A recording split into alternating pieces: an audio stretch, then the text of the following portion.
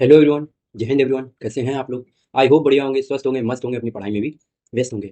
मेरा नाम आदित्य है और आप देख रहे हैं इंडिया की जर्नी यूट्यूब चैनल पर। एक नया वीडियो आ चुका है जिसका नाम है फिजिक्स की स्ट्रेटजी वीडियो। हंसी मुझे इसलिए आ रही क्योंकि ये वीडियो बहुत जल्दी आना था, लास्ट मंथ आना था, लेकिन किन्हीं कारणों से ये वीडियो बहुत लेट हो गया है। अभी भी इतना टाइम नहीं बीता है कि आप लोग फिजिक्स का जो सिलेबस है वो कंपाइल ना कर पाओ, कंप्लीट ना कर पाओ। देखिए, जो भी आपकी स्ट्रेटजी वगैरह है वो सब हम लोग टेलीग्राम चैनल पर बता देते हैं आपको। आप टेलीग्राम चैनल जो कि इंडिया की जर्नी टेलीग्राम चैनल के नाम से है, आप नीचे डिस्क्रिप्शन बॉक्स में लिंक है, वहां पर ज्वाइन हो लीजिए, क्योंकि वहां पर आपको इस पूरी, ऐसा नहीं सिंगल है भाई, बहुत अच्छी अच्छी चीजें बनी है। अभी ये तो है कि आपका फिजिक्स कितना आता है, फिर यहाँ पर है पूरी स्ट्रेटजी वीडियो। वीडियो क्या है, फाइल है। उसके बाद में आपको और अभी दिखाएंगे कि एनडीए 120 में साइंस में कौन कौन से चैप्टर से क्वेश्चन आया, किस क्लास से आया, 11 से था, 12 से था या 10th से था, 9th से था। हर चीज आपको वहां दिखाई जाएगी। थोड़ा सा इंतजार करिए, वीडियो को पूरा देखना। शुरू से शुरू करते हैं। तो भाई देखो क्या होता है कि हमारा इंडिया नेशनल डिफेंस एकेडमी का एक पेपर होता है। जीएटी नाम का सब्जेक्ट होता है उसमें, और उस जीएटी में 50 क्वेश्चन आते हैं साइंस के भाई। अब इन साइंस में होता क्या है कि जनरल जो बात कही जाती है वो ऐसी होती है कि 25 क्वेश्चन होते हैं फिजिक्स के, 15 क्वेश्चन हो जाते हैं हमारे केमिस्ट्री के, एंड बच्चे हुए जो 10 क्वेश्चन होते हैं वो हो जाते हैं बायो के। ये पैटर्न अभी तक फॉलो हो रहा है। कभी 25 से ये 20 हो जाते हैं, 23 हो जाते हैं, ऊपर नीचे थोड़ा बहुत चल जाता है, कोई दिक्कत नहीं है। तो वही यहाँ पर आपको लिखकर भी दिया गया है कि हमारे जो साइंस सेक्शन में फिजिक्स के क्वेश्चन आते हैं, 20 से 25 क्वेश्चन आते हैं नेशनल डिफेंस एकेडमी इंडिया के पेपर में। हर क्वेश्चन 4 मार्क्स का होता है, तो 80 से 100 मार्क्स तक की जुगाड़ यहाँ से हो जाती है।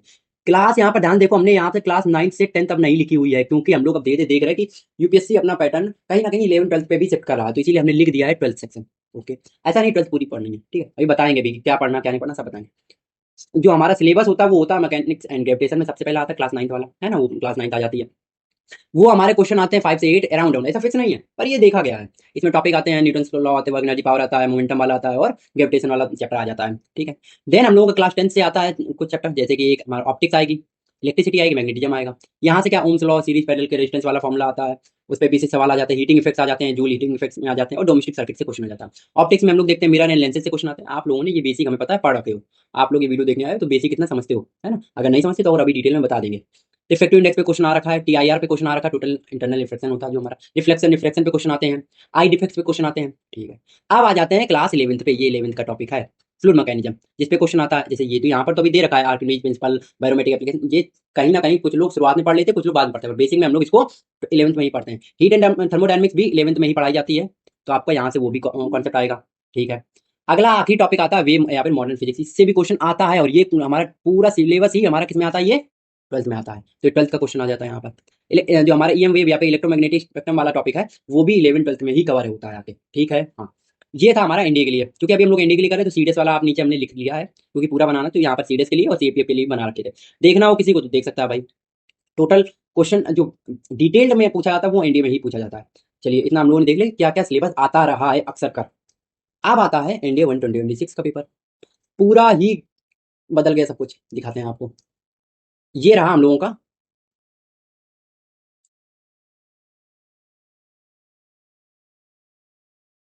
आपको दिख रहा है ना? आपको दिख रहा है हमें लगता है। हाँ जी, जी।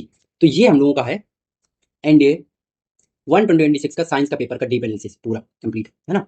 ध्यान देखो, यहाँ 50 क्वेश्चन थे, 20 क्वेश्चन आए थे फिजिक्स के, 15 थे केमिस्ट्री के, 15 अराउंड अराउंड बायो के थे।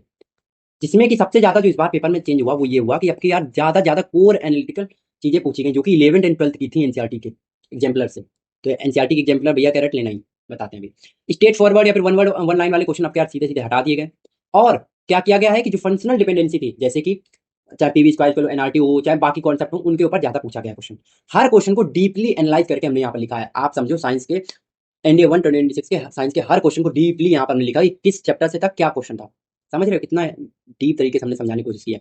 फिजिक्स का पहला क्वेश्चन 51 क्वेश्चन नंबर था, जो कि क्लास 11 से पूछा गया, ओसिलेशन चैप्टर से आता है।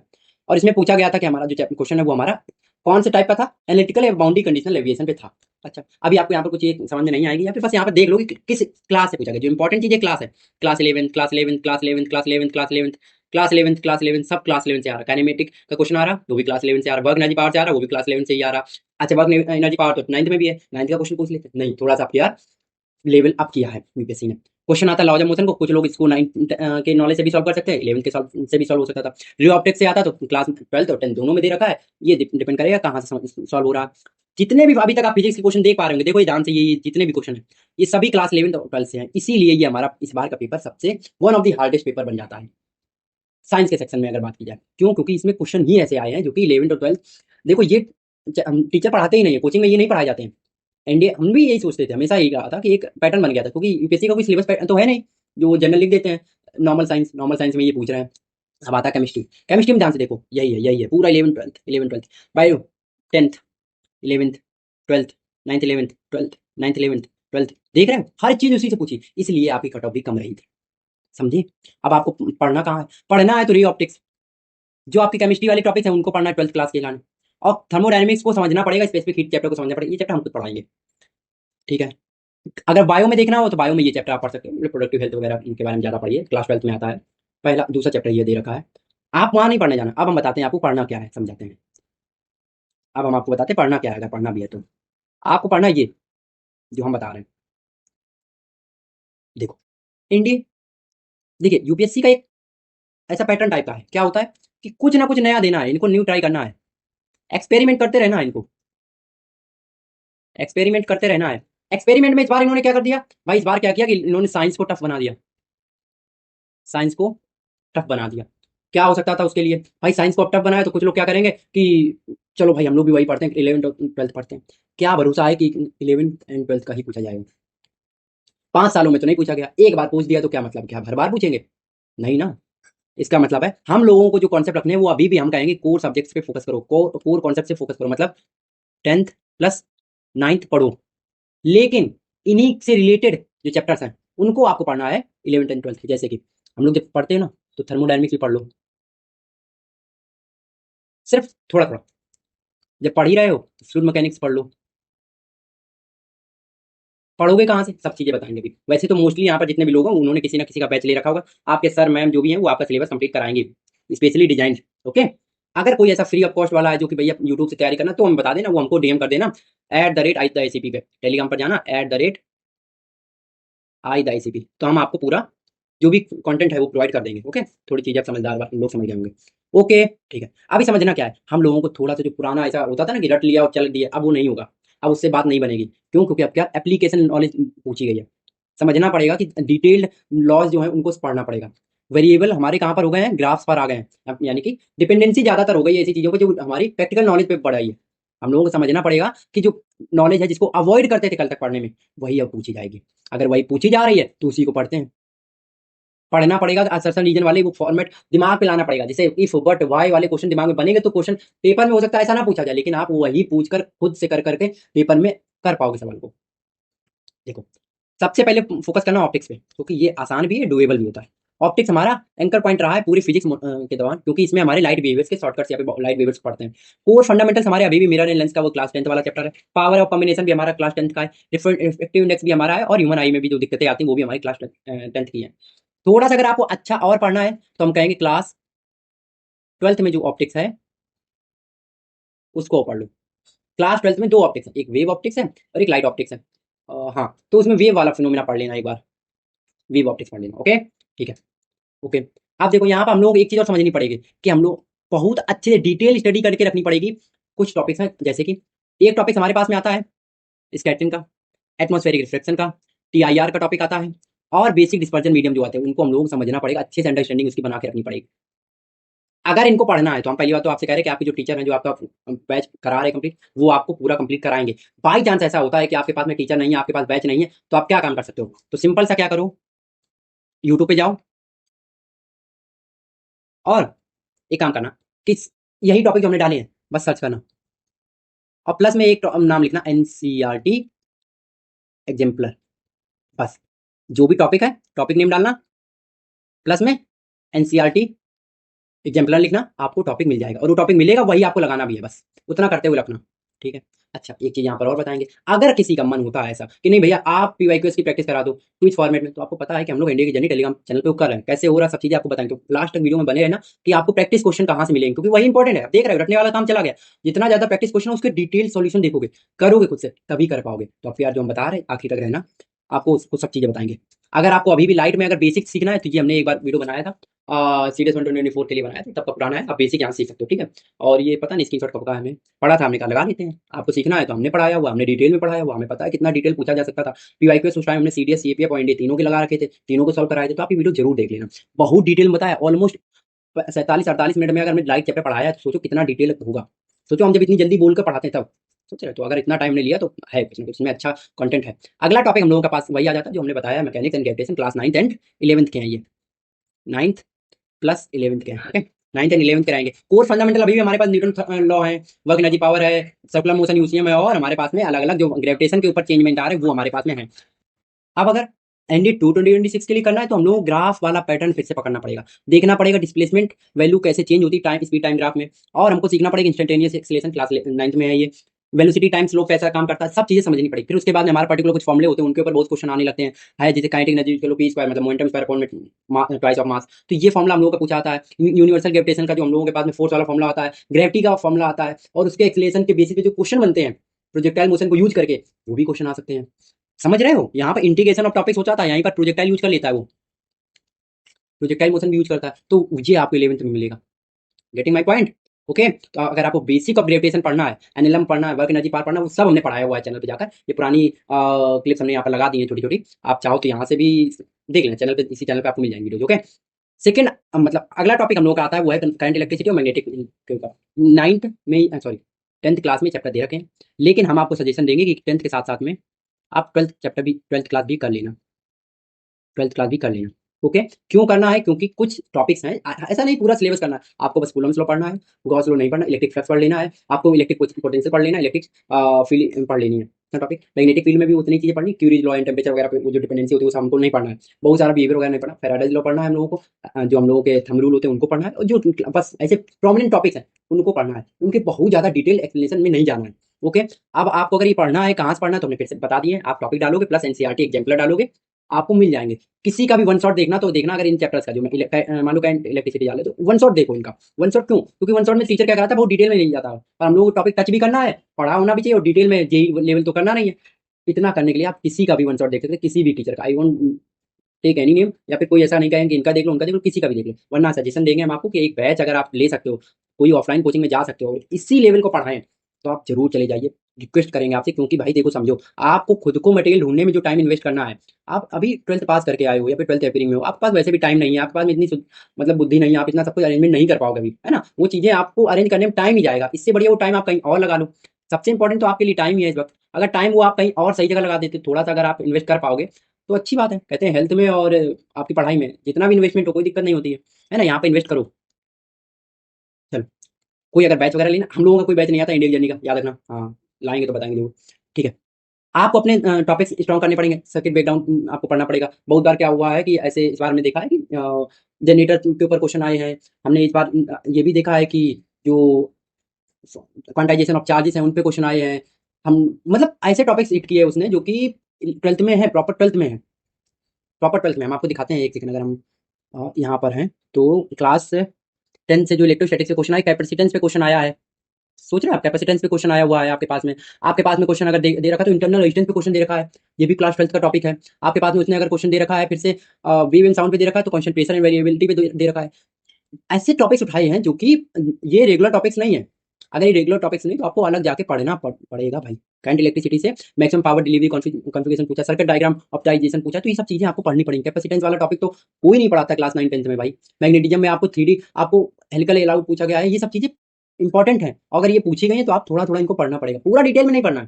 फिर से कह रहे पूरा डिटेल में नहीं पढ़ना है, okay? Ray optics print angle के ऊपर पूछा गया है, उससे क्वेश्चन पूछा गया है भाई, समझ रहे हो? मतलब बहुत ही ज़्यादा डिटेल में चीज़ें पूछी गई हैं, तो आपको थोड़ा बहुत उसी हिसाब से चलना पड़ेगा। इलेक्ट्रिसिटी हो गया, हाँ। हीट एंड थर्मोडायनामिक्स, सच बता रही टॉपिक बहुत आगे इंपॉर्टेंट होने वाला।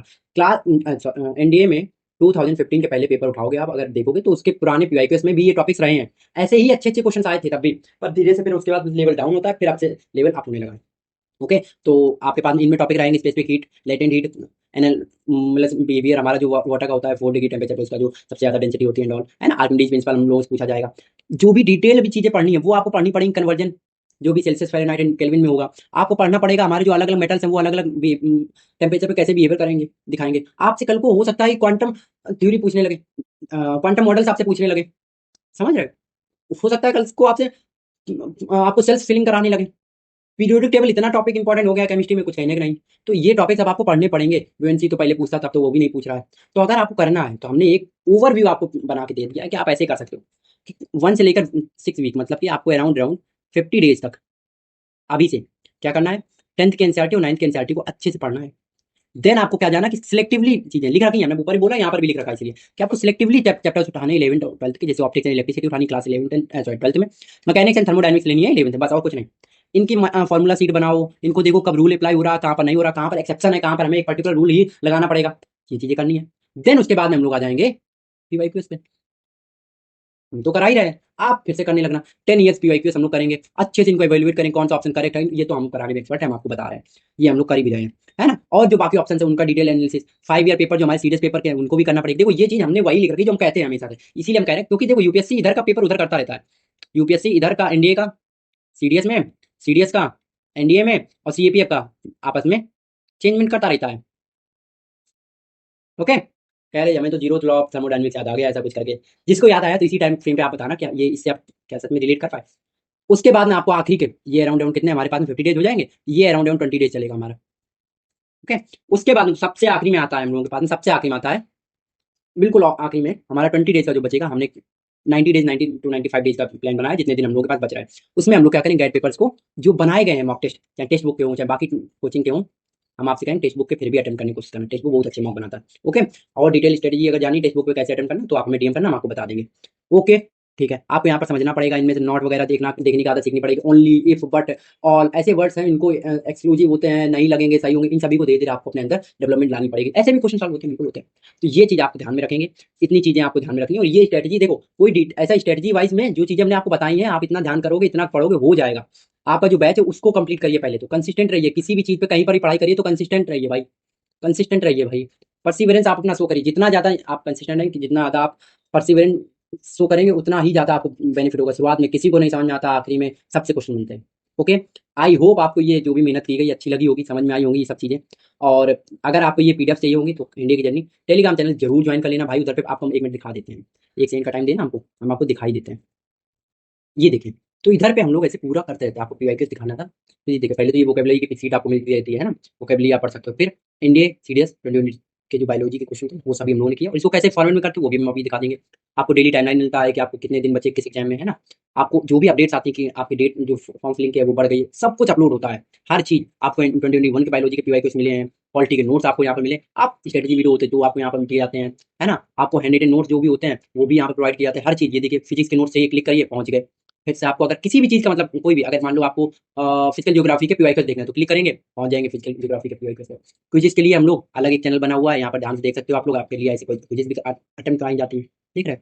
तो हर चीज प्रोवाइड की जा रही फ्री ऑफ कॉस्ट, सबसे इंपॉर्टेंट चीज ये भी है। तो इन चीजों को अगर आप ध्यान में रखेंगे और इन चीजों का अगर फायदा उठाएंगे तो आपको पक्का है कि पेपर निकलेगा ही निकलेगा भाई। कैसे नहीं निकलेगा यार, वही चीज पढ़ के मैं भी तो कर रहा हूँ ना, मैं भी तो पेपर निकाल रहा हूँ ना। तो ये चीज आपको अंडरस्टैंड करनी पड़ेगी, समझनी पड़ेगी। ओके, चलिए ये देखिए, अगर आपको समझना है कि पेपर कैसे, क्वेश्चन पेपर कैसे अटेम्प्ट होता है, तो 1 सेकंड का मैं अगर आप टाइम देंगे तो हम आपको दिखा पाएंगे। ठीक है, ये वाले, हम्म, हाँ अभी आप देख पा रहे होंगे। तो ये देखो, एनडीए 120, एनडीए एंड सीडीएस के 2021 के जो पीवाईक्यूज है उनको है, तो मान लो इनमें से कोई क्वेश्चन है तो आप सही हो गए। कोई हाँ गलत ऑप्शन ले लेते हैं। तो अब इसका ऐसे सॉल्यूशन भी आपको मिलेगा। एंटीबायोटिक्स हमारे किस पे काम करते हैं, बायोलॉजिकल बैक्टीरिया के मेटाबॉलिक पाथवेज पे काम करते हैं, जो कि वायरस के पास में होते हैं नहीं सबको, वायरस आरएनए से बना होता है, आरएनए बेस्ड या डीएनए बेस्ड होता है ना। और तो इनके पास में होते नहीं मेटाबॉलिक पाथवेज, तो वायरस में पाथवेज होते नहीं है। ऐसे आप ऐसे क्लिक करोगे, हाँ ठीक है, ऐसे आपको ये डिटेल्ड आपको चीजें मिलेंगी। आप ऐसे किसी का भी, ऐसे 2024 का भी हम लोगों ने डाल रखा है, बायोलॉजी का भी करा, फिर सीरियस और एनडीए के बायोलॉजी का भी हो गए, फिर फिजिक्स के करेंगे, देन केमिस्ट्री के करेंगे, देन बाकी सब्जेक्ट के करेंगे, सभी के आपको प्रोवाइड कराए जाएंगे। अरे अरे भाई, हाँ ठीक है। तो आप ऐसे देखो कितना डिटेल में आपको सॉल्यूशन प्रोवाइड किया था, हम सोच रहे कोई गलत हो जिससे सॉल्यूशन प्रोवाइड हो। ऐसा नहीं, सही वाले सॉल्यूशन नहीं होता है। आप प्रीवियस में जाओगे तो सभी के सॉल्यूशन मिलेंगे आपको। देखो, ligaments are dense, tough, highly elastic, fibrous, connective tissues होते हैं। और फिर मान लो इंग्लिश अगर आपको नहीं समझ आ रही तो लिगामेंट्स क्या होते हैं, highly plastic elastic fibrous connective tissue होते हैं। लिगामेंट्स हमने बता रखा है कि आपको किसको कनेक्ट करेंगे, बल्ब से ट्रिक से याद कराइए ना, बल्ब BLB, बीच में लिगामेंट, इधर बोन बल्ब। आपको MBT से याद कराया था हमने, क्या नाम, tendons, muscles to bone tendons, ऐसे टिक वगैरह बीच में अभी हम लोग दे ऐड कर देते हैं। एटीपी हमारी क्या होती है, एडिनोसाइन ट्राइफॉस्फेट होती है, ऐसे यूनिवर्सल एनर्जी करेंसी कहा जाता है। ऐसे आपको यहाँ पर पढ़ सकते हो, देखो यहाँ पर भी नीचे दे रखा है। तो जो भी ऐसे कोई नई चीज दी जाती है और ऐसे आप डिटेल में अगर आपको ऐसे सॉल्यूशन प्रोवाइड किया जा रहा है भाई, यही है चीज जो आपको चाहिए। क्योंकि पढ़ने के बाद में, आंसर पता होने के बाद में उसके एक्स्ट्रा जो पॉइंट्स हैं वही तो यूपीएससी हिट करता है। आई होप आपको ये चीज़ें अच्छी लगी होगी। और अभी आपको सब चीज़ें अगर समझ में आ गई तो आप वीडियो को भाई लाइक कर देना, चैनल को भी सब्सक्राइब कर लेना। और इस वीडियो में इतना ही रखते हैं। अगर आपकी कोई और ख्वाहिश है, कोई और डिमांड है, बताइएगा, हम पूरी करेंगे, जरूर करेंगे। एनकेजे इसीलिए बना है, आप लोगों को सुनने के लिए बना, आप लोगों के कहने के लिए बना है। बताइएगा कैसा वीडियो लगा, अपने दोस्तों के साथ भी शेयर करना अगर आपको अच्छा लग रहा है तो।